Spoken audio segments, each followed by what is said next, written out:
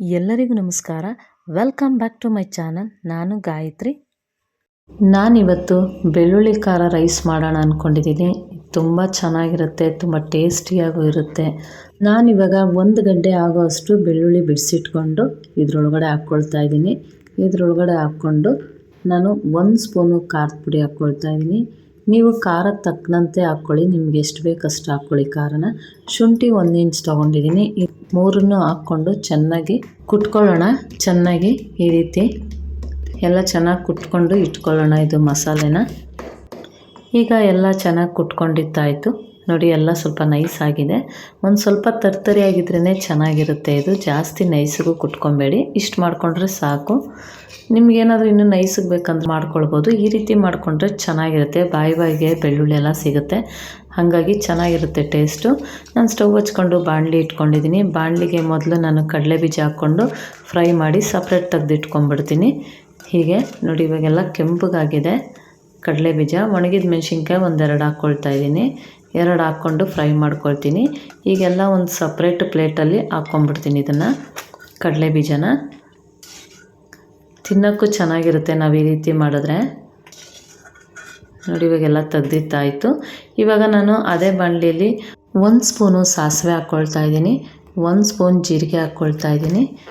ಈರುಳ್ಳಿ 1-2 ಈರುಳ್ಳಿನ ಉದ್ದುದಕ್ಕೆ ಕಟ್ ಮಾಡಿ ಇಟ್ಕೊಂಡಿದ್ದೆ, ಅದನ್ನು ಹಾಕ್ಕೊಂಡು ಚೆನ್ನಾಗಿ ಫ್ರೈ ಮಾಡ್ಕೊಳ್ತೀನಿ.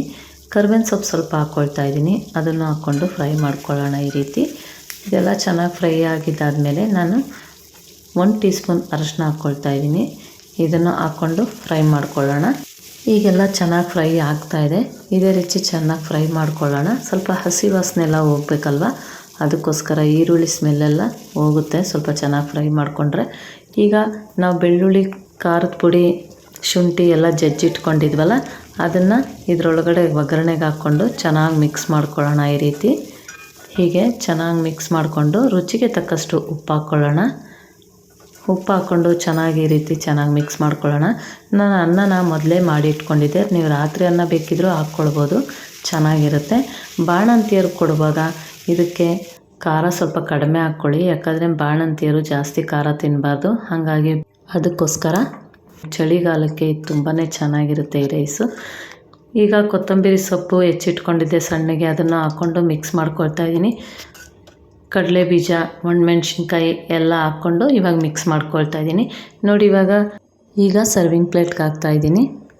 ಬೆಳ್ಳುಳ್ಳಿ ಖಾರ ರೈಸ್ ರೆಡಿಯಾಗಿದೆ. ನೀವು ಟ್ರೈ ಮಾಡಿ ಫ್ರೆಂಡ್ಸ್. ನಾನು ಹೇಗೆ ಮಾಡಿದ್ದೀನಿ ಅಂತ ಕಮೆಂಟ್ ಹಾಕಿ. ಬೆಳಿಗ್ಗೆ ಹೊತ್ತು ಲಂಚ್ ಬಾಕ್ಸ್ಗೆ ಬೇಗನೆ ಮಾಡ್ಬೋದು ಈ ರೈಸ್ನ. ನನ್ನ ವಿಡಿಯೋ ಇಷ್ಟ ಆದರೆ ಲೈಕ್ ಮಾಡಿ, ಕಮೆಂಟ್ ಮಾಡಿ, ಶೇರ್ ಮಾಡಿ ಫ್ರೆಂಡ್ಸ್. ಮತ್ತು ಸಬ್ಸ್ಕ್ರೈಬ್ ಮಾಡ್ಕೊಂಡು ನೋಡಿ. ನೀವು ಸಬ್ಸ್ಕ್ರೈಬ್ ಮಾಡ್ಕೊಂಡು ನೋಡಿದ್ರೆ ನಾನು ಯಾವುದೇ ಒಂದು ವಿಡಿಯೋ ಹಾಕಿದ್ರು ಫಸ್ಟ್ ನೋಟಿಫಿಕೇಷನ್ ನಿಮಗೆ ಬರುತ್ತೆ. ಹೀಗೆ ಸಪೋರ್ಟ್ ಮಾಡ್ತಾಯಿರಿ. Thank you friends.